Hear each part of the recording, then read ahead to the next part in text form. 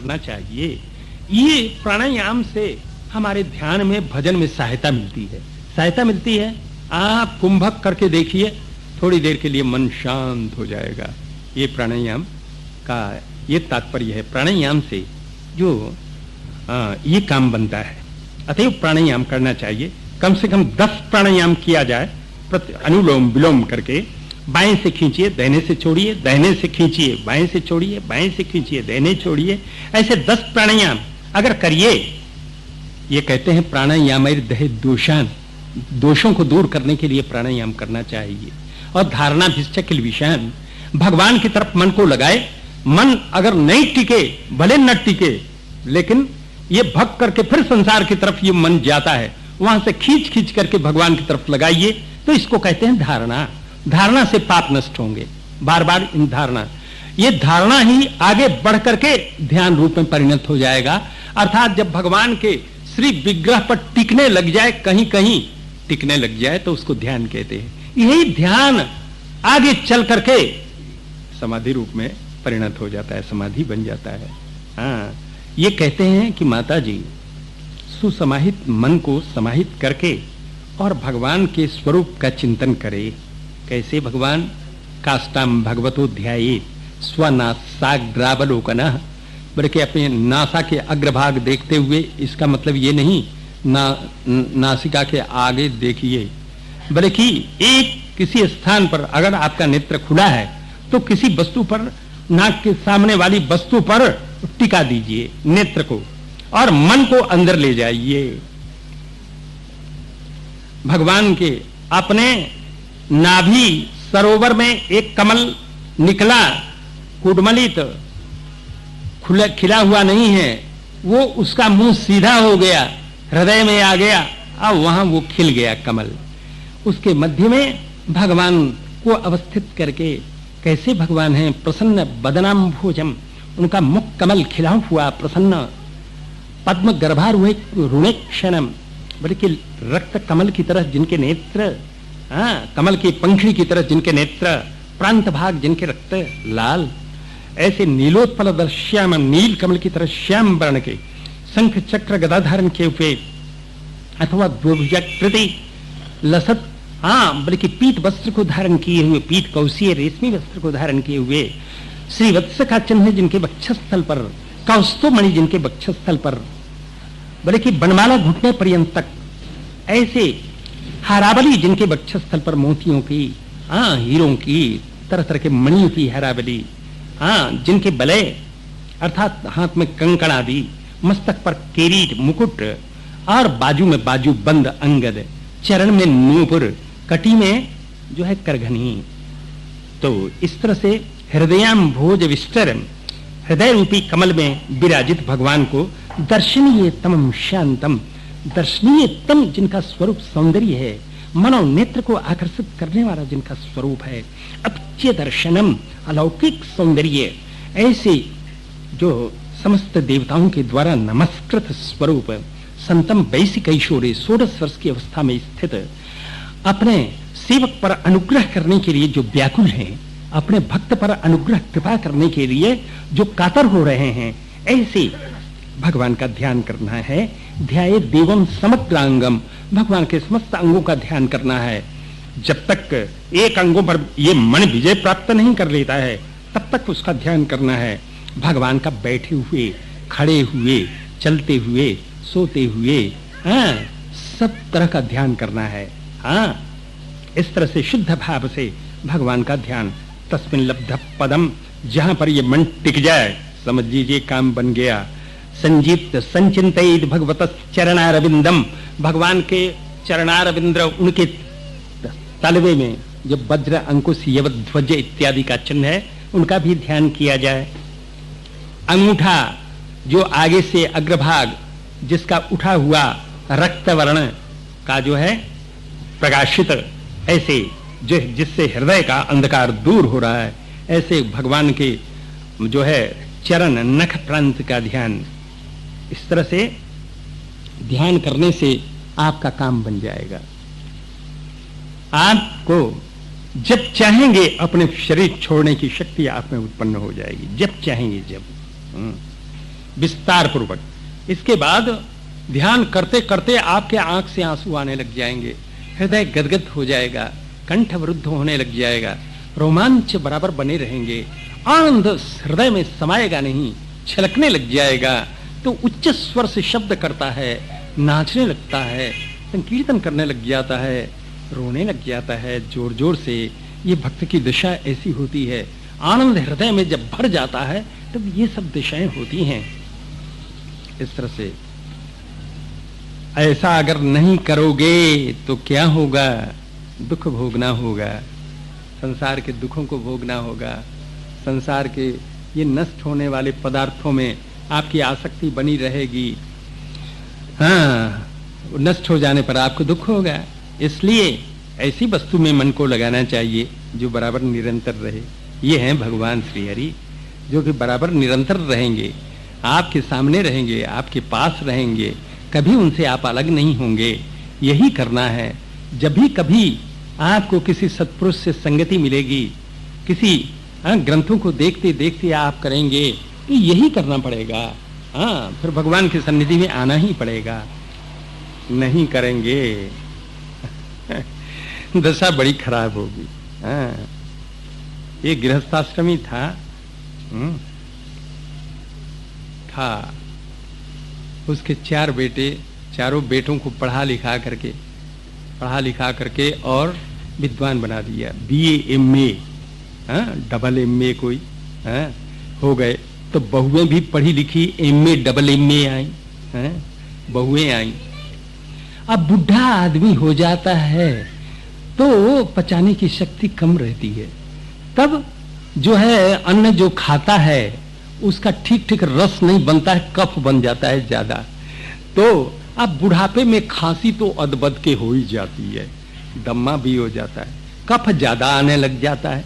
अब बुढ़ा समझा अपना घर है, कहीं थूको, मर्जी आवे जहां थूक देता है, कहीं भी मर्जी आवे। लेकिन ये सफाई पसंद BA MA जो बहुएं आई हैं, हाँ, ये कहती हैं अपने पतियों से कि हम तो सफाई कर करके मर चली, और ये बुढ़ा जहां पाता वहीं थूक देता है, वहीं गंदा कर देता है।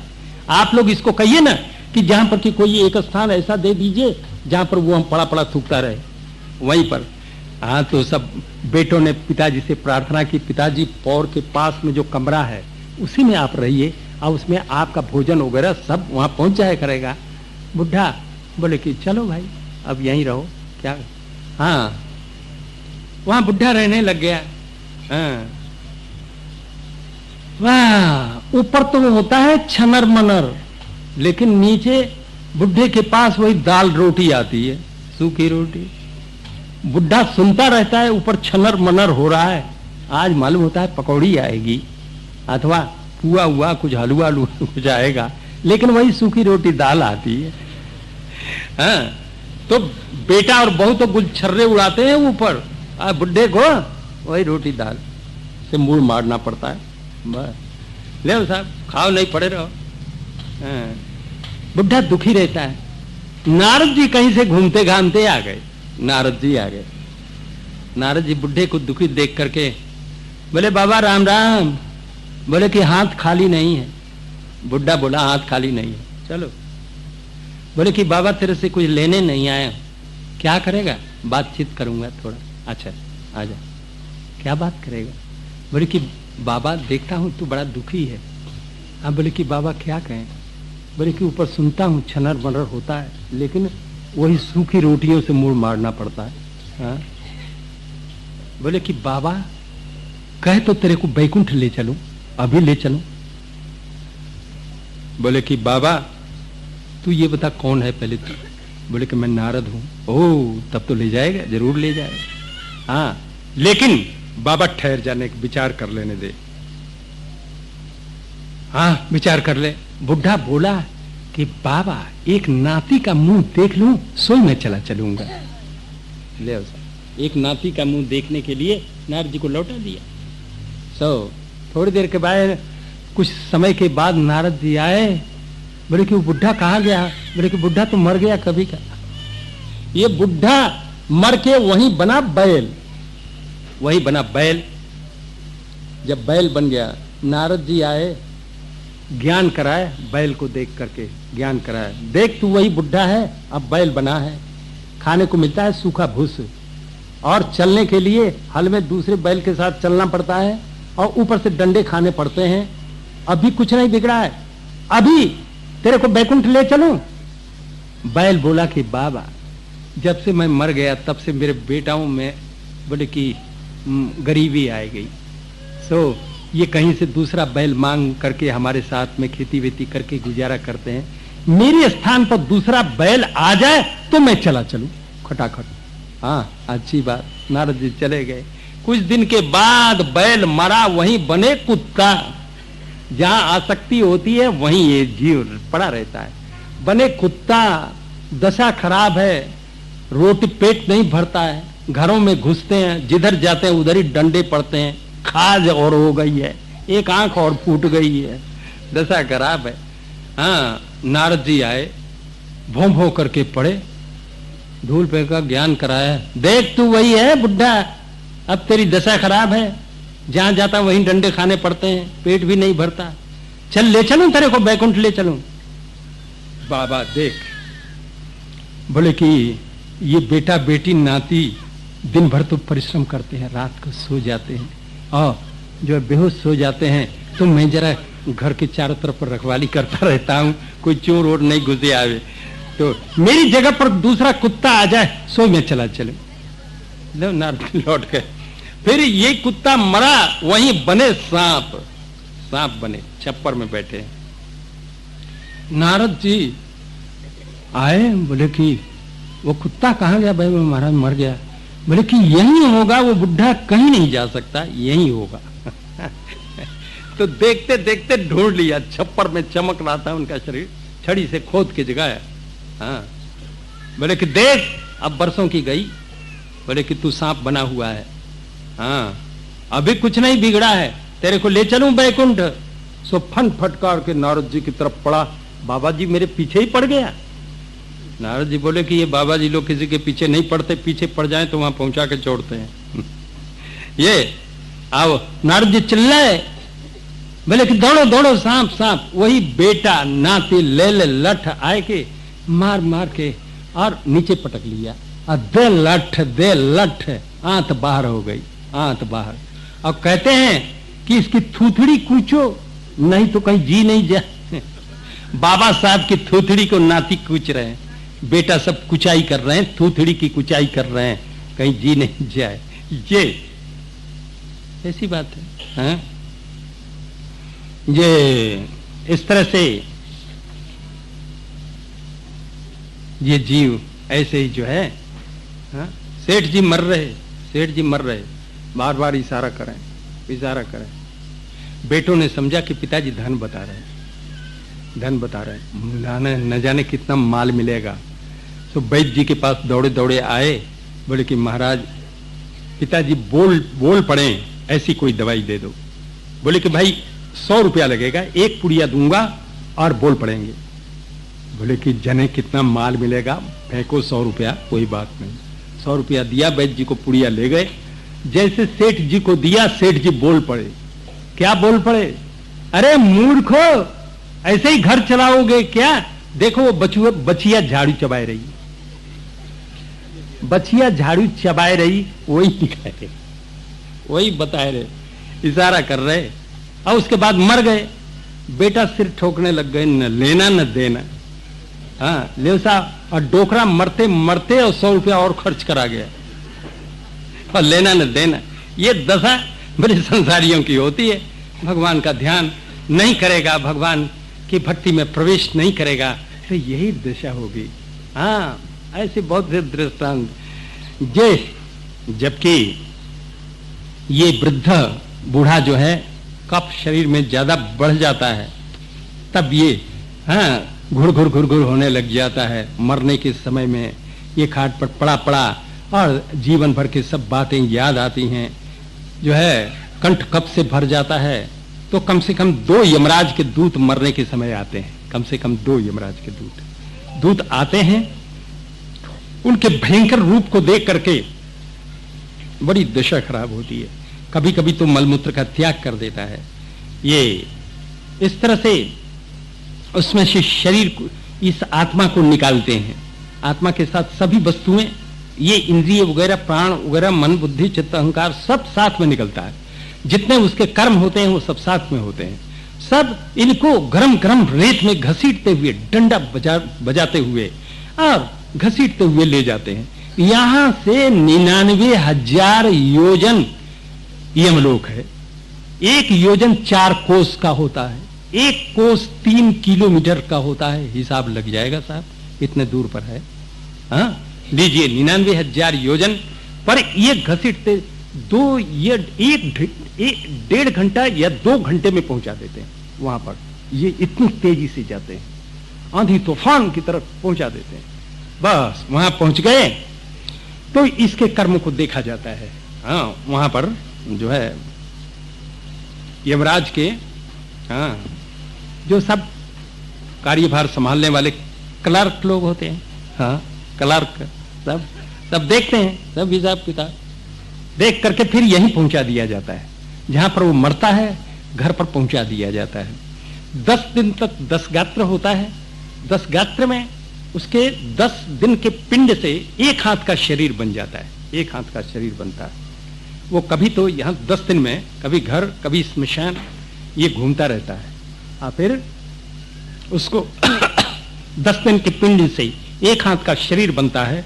उसको नरक, उस शरीर विचित्र होता है। अगर नरक यात्रा भोगने के लिए ले जाया जाता है, उसको खोलते हुए तेल में डालते हैं, उसको काटते हैं, लेकिन मरता नहीं है वो, फिर जुड़ जाता है, फिर जी जाता है। ये केवल कष्ट मात्र भोगता है इस तरह से। फिर ये समय पा करके कुछ समय में ये, जबकि क्रम से कीट पतंग पशु पक्षी पेड़ पौधा इत्यादि होते हुए कई योनियों में भटकते हुए भ्रमण करते हुए जब मनुष्य का जब नंबर आता है मानव का, तो स्त्री पुरुष के संयोग से रज और वीर्य का सम्मिलन होता है। वो स्त्री के गर्भ में एक रात्रि में कलल बन जाता है, एक रात्रि में कलल बन जाता है और 10 दिन में छोटे बेर के फल की तरफ हो जाता है। और उसके बाद अंडा, पेशी अंडा की आकृति में आ जाता है।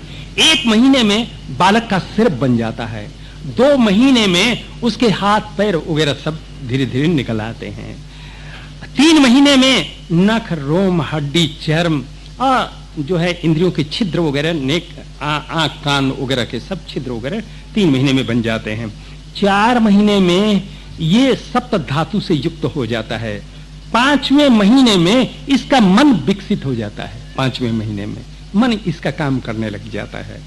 हाँ, जो है पहले तो सुप्तावस्था में होता है, फिर 5वें महीने में ये मन क्रिया करने लग जाता है, अर्थात इसको भूख प्यास लगने लग जाती है 5वें महीने में। ये तो स्त्री को 5वें महीने में दोहद कहते हैं, 2 हृदय कहते हैं, 2 हृदय वाली, 2 मन वाली इसको कहते हैं 5वें महीने में। उसके बाद 6ठे महीने में स्त्री के दाहिने कोख में ये घूमने लग जाता है ये बालक। मैया जो कुछ भी बहुत गर्म, कहीं गर्म चाय की घूंट अंदर आ गई, वो बच्चे पर बच्चा कांपने लग जाता है, बड़ा कष्ट होता है, मिर्च खा लेती है। ये गर्भ में विष्ठा जो है मूत्र के गर्त में ये पड़ा हुआ, उसके छोटे छोटे कीटाणु उसके कोमल शरीर पर आघात करते हैं, काटते हैं। ये बार बार मूर्छित हो जाता है। कटु तीक्ष्ण इत्यादि जो भी माताएं जो भक्षण करती हैं, उससे उसको बड़ी वेदना होती है। फिर उसके बाद जब 7वें महीने में प्रवेश करता है तो 100 जन्म की बात उसको याद आ जाती है। अब तो ये विचार करने लग जाता है, उसी विचार विमग्न में लगा रहता है, लंबी लंबी श्वास लेता है और जो अपने किए हुए कर्मों को सोचता रहता है, भगवान से प्रार्थना करता है। तब तस्योपसन्नमवितुम जगदिच्छयात् नाना तनुर्भुवि चलच्चरणारविन्दम सोहम ब्रजामि शरणम यकुतो भयम मे येनेदृशी गतिरदस्य ततो नुरूप। प्रभु, मैं आपके चरण शरण में हूँ। पहले जिन चरणों से आप जो है ब्रज में परिभ्रमण करते, हाँ, बोले कि उन्हीं चरणों की शरण में प्रभु मैं बार बार आपको प्रणाम करता हूँ। स्तुति लंबी चौड़ी, अंत में ये कहता है प्रभु आपकी कृपा कहीं हुई तो मैं फिर इस गर्भ से निकल करके मैं आपके आराधन में लग जाऊं, आराधन के फिर ये गर्भजन्य कष्ट मुझे भोगना नहीं पड़े, इस तरह का निश्चय करके करूंगा, ये विचार करता है। फिर 9वें महीने के अंत में अथवा 10वें महीने में ये बाहर निकलता है, तो बाहर निकलता है रोने लग जाता है। ये रोता क्यों है? बल्कि रोरुयति गति ज्ञानी, वो जो है 100 जन की जो बात याद आई है वो सब समाप्त हो जाती है, बाहर आते ही समाप्त हो जाती है। तब रोरुयति रोता है। जो बालक रोता नहीं है समझ लेना चाहिए, इसको पूर्व जन्म की बात याद है। हॉस्पिटल में नर्सें उल्टा टांग करके, जो बच्चा रोता नहीं है उसके टांग को पकड़ करके सिर नीचा करके उसको हिला हिला करके उसको रुलाती हैं। हाँ, रोने वाला बच्चा आपके काम का जो जिंदगी भर रोएगा, और जो नहीं रोने वाला जो बच्चा आपके काम का नहीं है, कहीं बाबा जी हो जाए। हाँ, ये इस तरह से ये बालक जो है, बच्चा जो है अपने शैशवकालीन अवस्था को पलंग पर पड़ा हुआ है, विष्ठामूत्र में पड़ा हुआ है, जब तक मैया आके उठावे नहीं तब तक वो उसी में लौटता रहता है। हाँ, मच्छर काटते हैं, मक्खी काटती हैं, जो है खटमल काटते हैं, लेकिन खुजा भी नहीं सकता है, रोता ही रोता रहता है। इस तरह से अपने शैशवकालीन कष्ट को भोग करके थोड़ा बड़ा होता है। जब 5 वर्ष के हुआ तो स्कूल जाओ, स्कूल नहीं जाओगे तो माता पिता के डंडे पड़ते हैं, और स्कूल में ठीक पढ़ाई नहीं करो, वहां शरारत करो तो गुरुजी के डंडे पड़ते हैं। इस समय को व्यतीत करके तब बड़े हुए सयाने हो गए तो मैया बाप कहते हैं कि अब इसका ब्याह करो। तब फूले फूले हम फिरे आज हमारो ब्याह, तुलसी गाय बजाय के देत काठ में पाव। देव साहब ब्याह कनागत कारठ हो, राजधान ग्रहदान, भगवत जन इनको गहे होए भजन की हान। बोले कि ब्याह का अन्न भक्षण नहीं करना चाहिए। ये महात्मा लोग जो है ब्याह का अन्न जो जानते हैं भक्षण नहीं करते हैं, नहीं तो भजन की हानि होती है।